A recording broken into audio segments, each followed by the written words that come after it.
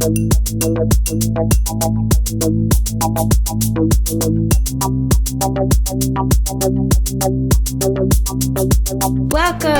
to Push the Smarts Game of the Year 2015. Woo! Woo! Recorded in 2016 on Valentine's Day. Woo! Yeah! Today we're looking back on 2015, the hits and misses. Something that I find really interesting about last year is how the kind of big games of the year, you had these swan songs for these franchises like Batman Arkham Knight, Metal Gear Solid 5, The Witcher 3, and then you also had these new indie games that kind of came out of nowhere and became these big critical darlings like Undertale, Sunset, Read Only Memories, and games like Life is Strange, which, not necessarily indie, but I don't think it was expected to have the kind of impact it did. Yeah, I think it was definitely bigger than it was expected, and it also did have a lot of kind of quote-unquote indie sensibilities to it. Yes. It's definitely kind of going for that aesthetic. For me, 2015, I guess, as you're saying that, I'm nodding in agreement, but I didn't really feel that. 2015 for me in games, I kind of had it at a distance. One, I was really busy with my day job, and then it seemed like whenever I'd peek back in, I would just be really disappointed. Like, the big thing that kind of hangs over last year for me is Silent Hills being canceled. Yeah. That kind of just colored everything, because Silent Hills was the one game I was really looking forward to, and it's like, what's the point now? There's no magic left in this world. Oh, everything is pain. Yeah, and like a lot of those big games, the Swan Songs, I didn't get to play. I didn't play a lot of the indie games. A lot of the games I did play were just aggressively bad. So 2015, not a great year. Yeah. For me. I know I played a lot of games in 2015, but the ones that really stick with me, there aren't that many of them. Yeah. And a lot of games I just didn't get to because my computer is a piece of garbage. So I didn't get to play Sunset or Undertale or all of these adorable indie games that are only available on the computer. But I did play Batman Arkham Knight and Metal Gear Solid 5. And I saw they were on your list with some caveats. Did you want to talk about them? Kind of. For example, for Batman Arkham Knight, the story was atrocious. I hated it. That's a theme this year, I feel like. It really is the theme this year. Like, this year was not the year of the story. So when I was playing, like, the AAA games, like Rise of the Tomb Raider, Batman, Metal Gear Solid 5, I had so much fun playing them. But when it came to the story, I was just kind of like, ugh. Yeah, it definitely felt like a lot of the seams were showing. Like, there's a lot of talk, especially with AAA games, but I feel like a lot with the indie games, too. There's a sense of, it's a good story for a video game. Mm-hmm. And I felt like one of the feelings I had this year playing games, the games that I got to that were story-heavy, there was a sense that maybe that's not good enough anymore. Like I said, Batman, and as we talked about Rise of the Tomb Raider, which I definitely was planning on putting on my Game of the Year list. But then I played the Baba Yaga DLC, and everything that we were discussing just kind of kept echoing in my head, and I was like, I can't do this anymore. But yeah, Arkham Knight, I hated the story, but driving around in the Batmobile and blowing stuff up was A, beautiful, and B, a lot of fun, even though it felt nothing like Batman should be. Okay, that was my question, because the Batman tank seemed very un-Batman in one of the big complaints I've read. It's like the most un-Batman thing, but it's very fun. Okay, fair enough. So if they want to make a tank game with those beautiful particle effects, I will be on board. Metal Gear Solid 5, I played that game a lot. I mean, they're always fun to play, the Metal Gear Solid games. And at best, their story is just convoluted, and at worst, it's just like horrifically problematic. It was just kind of this balancing act between really fun gameplay and really either bad story like Batman or just story that didn't really work like Rise of the Tomb Raider. Okay. But that being said, there were some standouts this year. One of my favorite games this year was Until Dawn. I had so much fun playing that ridiculous little horror game. And it didn't really take itself as seriously as the type of cinematic gaming experiences that came before it, like Heavy Rain or Beyond. It felt like a David Cage game without all of the baggage. It really did. Here's this idea, but we actually want you to have fun. We actually want you to enjoy our game. So I just enjoyed it. I played the crap out of it. I highly recommend it. It's probably cheaper now, so pick it up. We have a water cooler about it. Yeah, you played it. You got like all the endings, right? I did. Yeah, that's pretty high praise. I guess on the topic of story, one game I played that was I was looking forward to this year and that I really enjoyed was Her Story, which is a FMV game in 2015, but it's written by Sam Barlow, who wrote Silent Hill Shattered Memories, which is one of my very favorite games. And it shares very superficial similarities with Silent Hill Shattered Memories. If you've played Silent Hill Shattered Memories, one of the standout pieces are those sequences with Dr. Kaufman where you speak in the first person, or interact in the first person with a psychiatrist. And here, everything you see are these FMV videos of a woman talking to the camera, giving testimony about some mystery. And the objective of the game is to unravel that mystery. And the way that you do it, I didn't really know what to expect going in, but it was really interesting. You open this interface. It's a fake old school PC with a search bar that's pre-populated with the word murder and 5 videos to click. But the key is it tells you this is 5 of so many other videos, but you can only pull up those 5 at a time. So the goal of the game becomes kind of guessing the correct keywords to get the right videos to piece together the story. There's no real I kept expecting some kind of win state to emerge, like, okay. Like the credits to start rolling. Well, actually, I was expecting more of like a victory lap, like oh, you gotta get her here and then you'll win. And instead, the credits, instead, I realized I'd seen all the videos. I got my little instant messenger to say I'm ready to go, and then the credits rolled. Which at first, I wasn't quite sure what to do with that, but I found the experience of trying to piece together this mystery and trying to guess the relationship between these videos to be really interesting. It's a really quick game to play, so I really recommend it. You'll only probably play through it once, and there is a way to kind of game the system so you don't have to actually guess the keywords, but I recommend guessing the keywords because it's more fun that way. But yeah, I really enjoyed it. That's another one of those games that I've been meaning to play, but forgot to. Yeah, it's really quick. I put it off for forever, and then once I think it was like 40 minutes. Oh, wow. Yeah, it's really quick. One game that we can agree was a standout. Definitely kind of put the story a bit on the back burner and put a spotlight on the characters, and that was Tales from the Borderlands. Yay! This game was so good! It was so good. It was so much fun. There's so much joy in that game. Yeah! This kind of ties into another game I'm going to talk about, but I feel like one of the themes this year was just joy. And being able to play a game and see that the people that made it loved making it, that they love that you're playing it, and they just want you to fall in love as much as they have. And I found that I was willing to forgive a lot of technical problems with the games if they had that attitude. Yeah. And Tales from the Borderlands is definitely one of those where it did have some of those same telltale strains were kind of showing at the seams, where some of the feedback wasn't quite what you expected it to be, but it was just so much fun, and it was so well written. So memorable. Yeah, it's just like you're willing to forgive a target not lining up or like the right buttons not reacting like they're supposed to when these incredibly silly scenarios are spiraling out of control with you. I just want to hug that game. Yeah. I loved that Telltale showed that it still had a sense of humor, and I loved the way that it kind of ridiculously tried to give narrative reasons for shooter mechanics. Like, that stands out as something that I just think is brilliant, and I love it.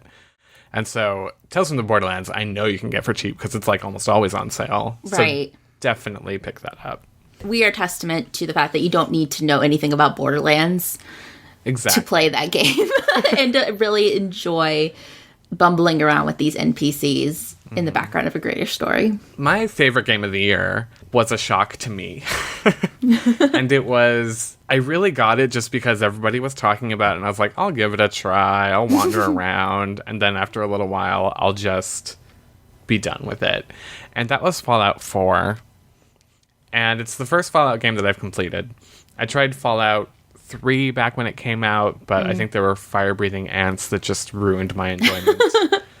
So I didn't get far. I think it's just the timing of it. This story kind of came into my life just at the time that I needed it, where I really related to the character I created.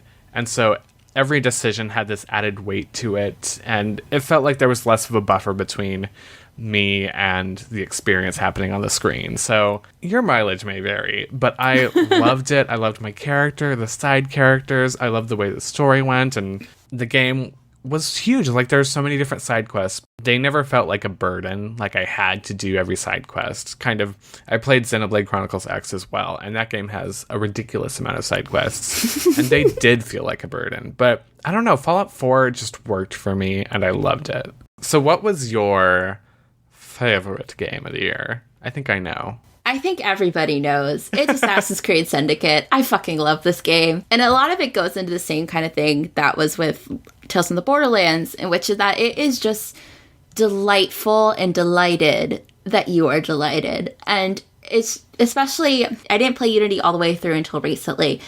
And part of the problem I had with Unity was it was super bloated. It was just full of too much stuff to do. It was super serious and up its own butt.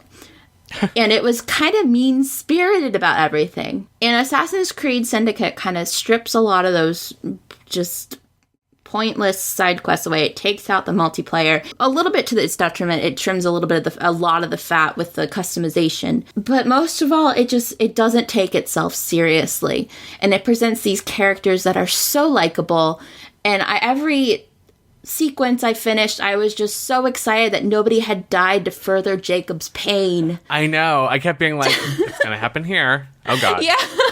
Because it's like, at first I was like, okay, well, it's when they announced that Evie was in it and she wasn't on any of the other promos, it's like, okay, well, she's going to die. Yeah. And then like they introduced Henry. It's like, okay, well, if Evie can't die, then he's going to die. But nobody dies. It introduces a lot of seemingly very small changes that do a lot to move this game forward. Like just the introduction of the grappling hook completely changes how you traverse this world. And I was really worried that it was going to somehow impede on my parkour climbing, which to me, that's essential to the Assassin's Creed experience. It's like, I don't want to ride things, I want to climb things. But it really changes the way you think about the space and how you traverse horizontally and vertically. And it kind of gets to the heart of what it is to be an assassin, which the game the series has been grappling with for a while, because there's that sense that, one, it wants you to be super secretive and stealthy and kind of get in, get out. But then it also wants you to stand there and Errol Flynn with a bunch of guys. Yeah. And the introduction of the grappling hook helps you kind of get in, get out, and really moves the story along and really ups the pace. And it's just so fun. I loved it so much. I think that's what's so great about Assassin's Creed Syndicate, is it really stands out against all these grimdark games that came out this year that we've, mentioned throughout the episode. And just playing Assassin's Creed Syndicate, I was just so tickled throughout most of it. And I was just kind of like, this is lovely. And I'm having a lovely time. Like, there's so many small details that go so far to set the tone and to set it apart from the grimdark, other grimdark games of the year, but also the grimdark games that came before it. Like, if you go into stealth mode in the middle of the street, an NPC on occasion will go to you and say, I can still see you. It's like stuff like that. Like, I think that would be a problem if they did it in all the games, because that kind of shatters that feeling of like, well, I'm in stealth mode. Does this mean anybody can see me?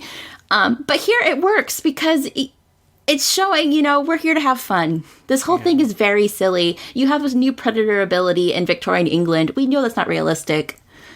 Let's have fun. Yeah. But keeping our cephalopod theme of last year, the absolute best game, and we both agreed on this, would be Splatoon. Splatoon! Talk about joy. Ugh. It was so much fun. It redefined the kind of shooter genre to be about fun instead of kind of mean-spiritedness a lot of the times. It's kind of jarring to go from Splatoon to, say, like Star Wars Battlefront. It's just like night and day. It's just so fun. It's so easy to pick up. Everything in Splatoon feels very deliberate. And I'm also really impressed with the way that Nintendo has continued to support it throughout the year. Yeah. Like any other publisher would have made all those new maps at least $5 a piece. Yeah. And Nintendo just kept unloading them for free and just kept encouraging the community to keep coming back and to encourage and to be welcoming of new players. Like there was a great I wasn't online for this, but I was listening to the Experience Points podcast, and they were mentioning going on during the Christmas season and seeing messages like, let's be nice to new players. A lot of people are getting it for Christmas. And it's just like, it's such a positive experience and is really designed around being welcoming and just having fun together. And I think this is very evident in things like the Splatfests, where you have these just ridiculous and fun and silly, like, are you team cat? Are you team dog? Are you team roller coaster? Are you team water slide? Every decision that they made in making Splatoon is all to reinforce the kind of lighthearted fun of the game. And it shines through, and it's so endearing. Last episode, we asked what your Game of the Year picks were, and a lot of Undertale. Yeah. I have a secret. I didn't like Undertale. You didn't like Undertale? I didn't like Undertale. I'm sorry. What is it about it? I just... It just wasn't your cup of tea? I guess not. I think it was very well written. I think the soundtrack is beautiful. But the bullet gameplay that it's centered around is really fucking annoying. And when you're doing the same kind of thing over and over again because your fingers keep spasming or whatever because there's no strategy, you hit a point of diminishing returns with the humor. And I kept, as I was playing it, I would just hit this point where it's like, I don't have time for this. I could be doing something else. I read a lot of really interesting think pieces about it and about the way that you can go through either as a pacifist, befriending these monsters, or killing them in the traditional gaming style. And the way that actually plays out to me was not as innovative as I think I was expecting it to be. It plays out a lot like what BioWare has been doing for years, which is find right choice, spam button until you reach, so like numbers under the hood reach a certain point and you are now friends. And it feels very manipulative and not altogether rewarding once you kind of see that system come out. So for me, it was kind of like, okay, this is what this game's about. I'm kind of over it and don't have time for this. Clearly, I'm a minority. I still want to play it. In the comments, it's gotten a lot of other Game of the Year lists. It's amazing that one person put it together. Oh, yeah. It's just been, like, kind of a phenomena. Yeah.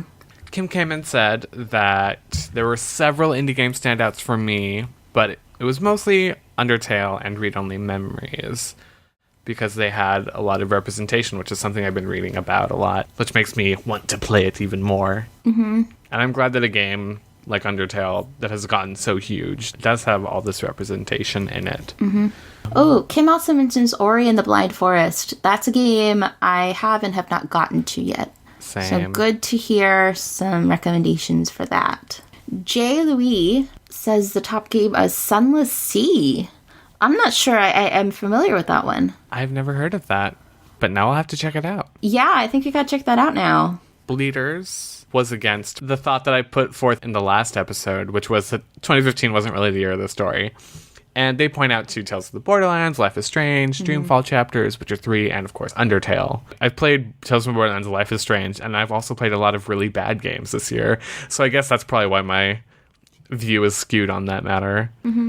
It's good to know there's still some out there. Catherine Henderson also gives another shout out to Life is Strange, which is, that's one we didn't quite mention, which I think definitely does deserve credit for what it did right, even though in its aping of Telltale's formula, it also trips over the finish line. It kind of played with the formula in some really interesting ways as far as removing that timer and making the experience less about the tension of choosing something in a set amount of time versus seeing all the consequences and really considering what they mean. Yeah.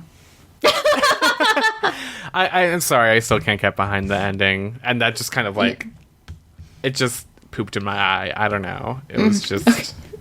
What a vivid metaphor. It was unpleasant, Stacey. That's okay. That's how I feel about Tomb Raider. So. Yeah. So that does it for our year. Now we want to know what you're most excited about for 2016. Really, let us have it. Let us know, because I want to be excited this year. So let us know in the comments what you think. And of course, don't forget to subscribe to keep up to date on all of our latest episodes and water cooler discussions.